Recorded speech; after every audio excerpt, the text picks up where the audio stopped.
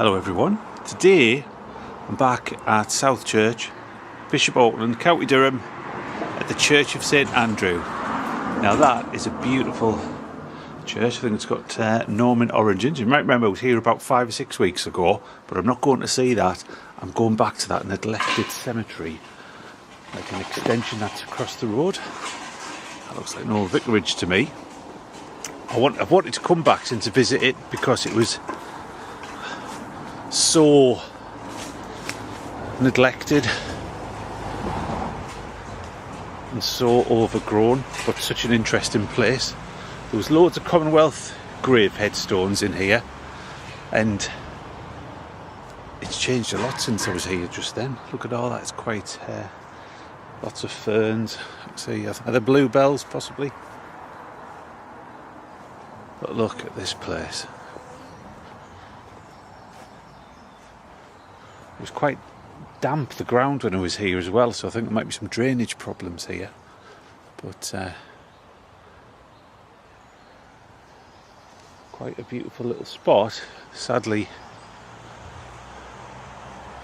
overgrown and neglected. It's one of these places that even when it was built, it didn't have like a concrete or a paving stone path into the cemetery. It's all just earth. And so when I came here last time, this bit was, you could sink on it, so I didn't really hang around on this bit. But just to give you some idea of the ages here. That's Mary Hannah, daughter of Nathan and Jane Annie Watson. She died April 11th, 1889, so... Oh, there's also Cromarty as a middle name, so I'm guessing this place, when the churchyard started getting a little bit full, they decided to take over this land close by. It's still even damp now, the soil. You're standing, look at that, your foot goes through. William Race of South Church, that's the area we're in now. It's quite a common name, Race, around southwest County Durham and Teesdale, and so's the name Watson. So this is the opening bit right next to the main road. But there's even somebody buried there in 1994. So this isn't somewhere which looks like it was stopped, like, you know, over a century ago, decades ago. It's something that has simply been left.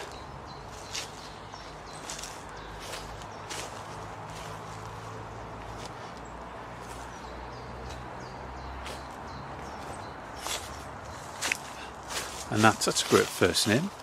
I think that's loving memory of Mebburn Hunter, who died 18th December 1891, aged 79 years. Mebburn was possibly a family surname that was passed on. See, look at all this. It goes right across to the edge of the river over there. It's a huge place. As far as I'm aware, this is the responsibility of Durham County Council. The churchyard that I've just been close to, that is immaculate, spotless, absolutely gorgeous. We come through here, there's John Hindmarsh of Bishop Auckland. So we're actually probably only about 1.5 miles from the city, the town centre of Bishop Auckland. So you can go down here. Obviously when I came here last time was the pretty much middle of spring, so there wasn't as much growth, and we've had a lot of warm weather lately. So the vegetation, look at those nettles, look at all those nettles there.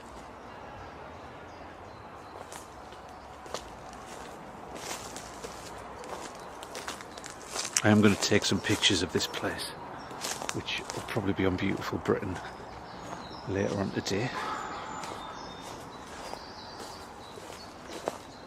Absolutely loads of wasps. That's Robert Thubrand. See, I just press my feet on that. Look at that, and my foot goes through there.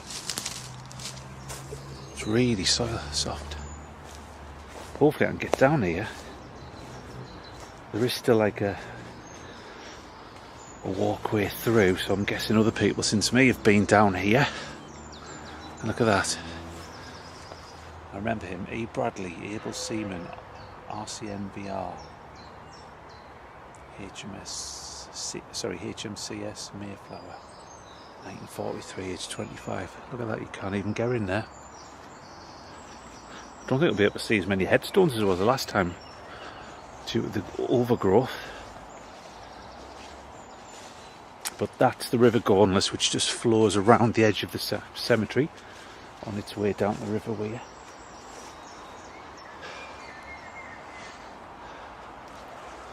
I'd also be worried about here if there's adders. You never know.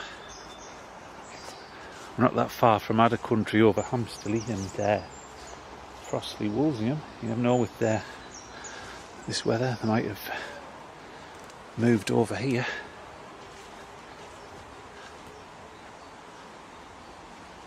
So we can get down here. The earth's a little bit more solid down here. You can hear the river in the back. Down here.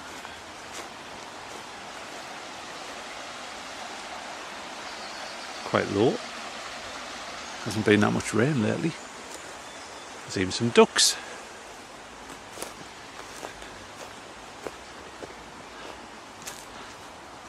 I think the furthest east recorded sighting of an adder in County Durham is sort of around the Hampsterley area, which is probably only about 8-9 miles from here.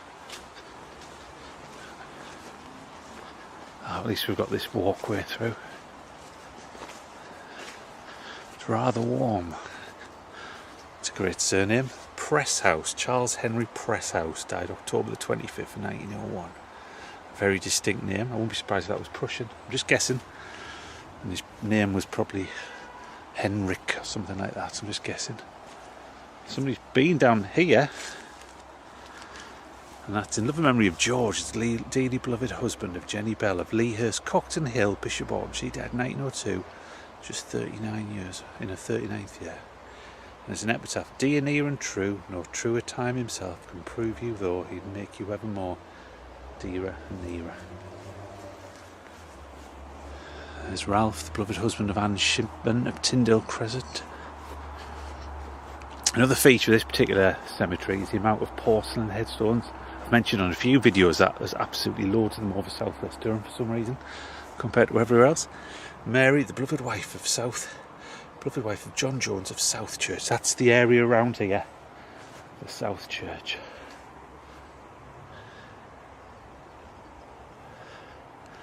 William Winskill, he died in 1903, so a lot of the burials have come across like late 1880s, early 90s, 1890s and early 1900s.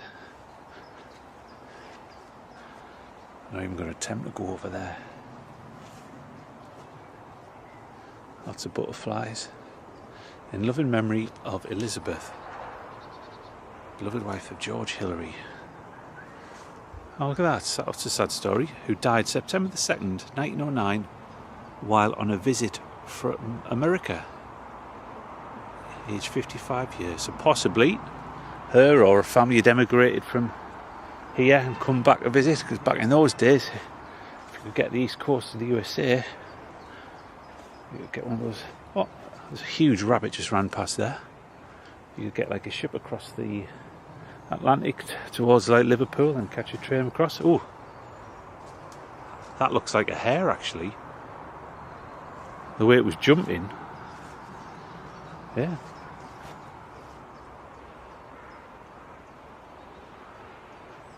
Hares jump and rabbits run.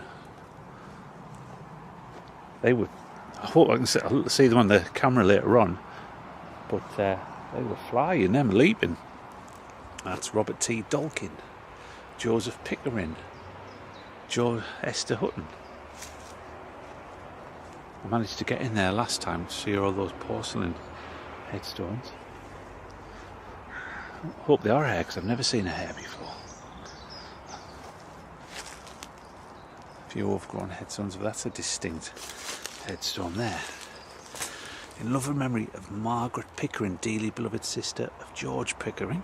And then there's one for Jenny, she died in 1942, so it's been in use from at least I think the 1990s. And then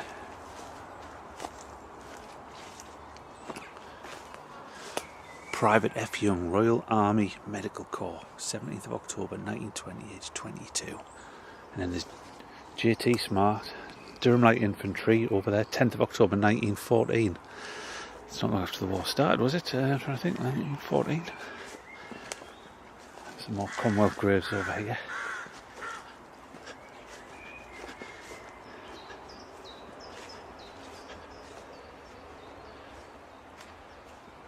There's one there. And then this one here. What a sight.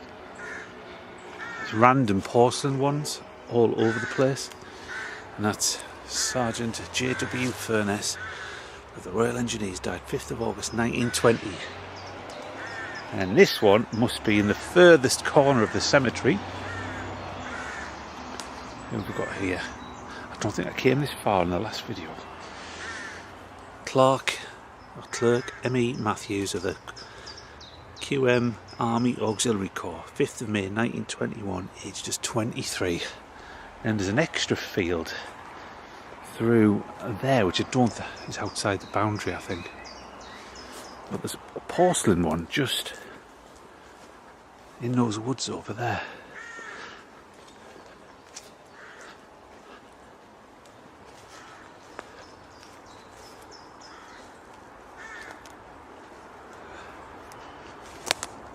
I don't know if you can see it in the camera, it's just on its own.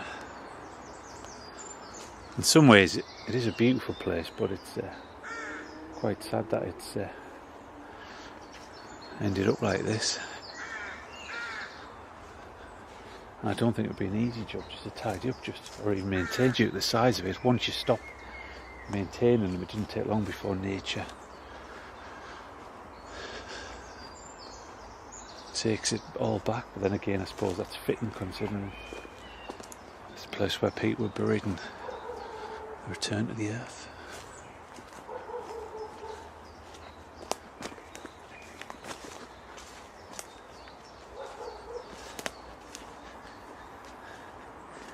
As I mentioned before, Thomas, beloved husband of Annie Race, another Race. Also the above named Annie Race, who died at Relton. Not a place I've heard of. W-R-E-L-T-O-N.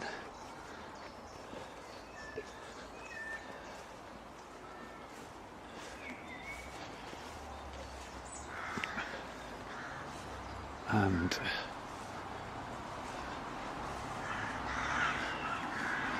that looks like that's a headstone in there, overgrown. And we've got C.W. Morley, Durham Light Infantry, 12th of February 1919, age 43.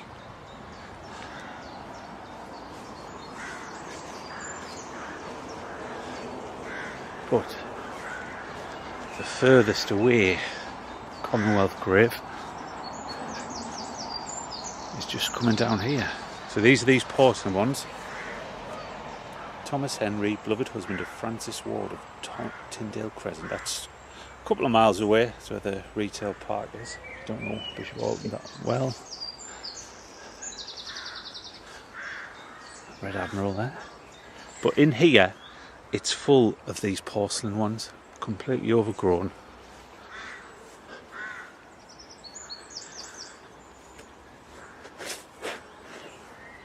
There's even a headstone there, disappearing into the path. There's another one there. Porcelain, porcelain, porcelain, porcelain. I think I can get through somebody's walk. I think it's probably an hour. Somebody's walked through here. Still damp. In love and memory of Edward, the beloved husband of Mary L. Davison of Newton Cap Bank. I think that's where the bridges goes across the way. Just outside the centre of Bishop Auckland, city town centre I should say. It's getting rather warm down here.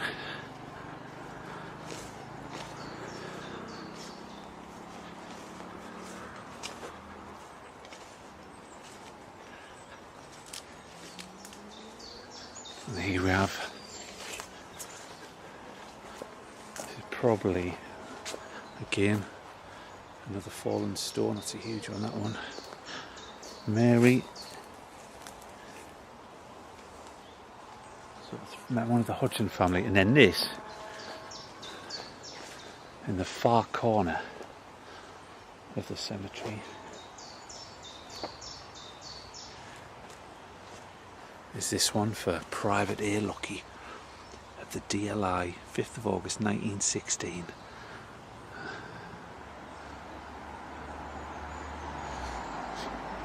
I don't know anything about these Commonwealth graves. Soldiers or airmen or navymen, but I'm sure that if you Google them they'll all be online on some details. Most of them will be on some war memorial which goes into their lives. But there's the River Gornless just meandering through.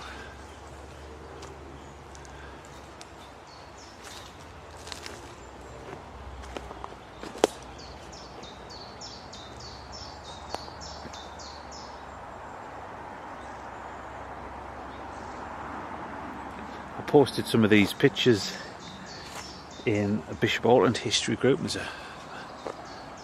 a few people weren't even aware this was here. I wasn't aware there was a cemetery here.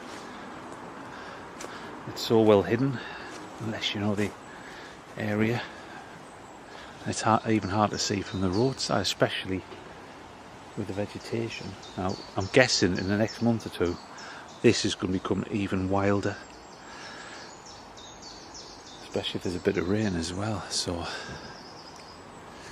I'm just going to leave you with a view of Private Lucky, final resting place. So I just want to thank everybody who's watched this video.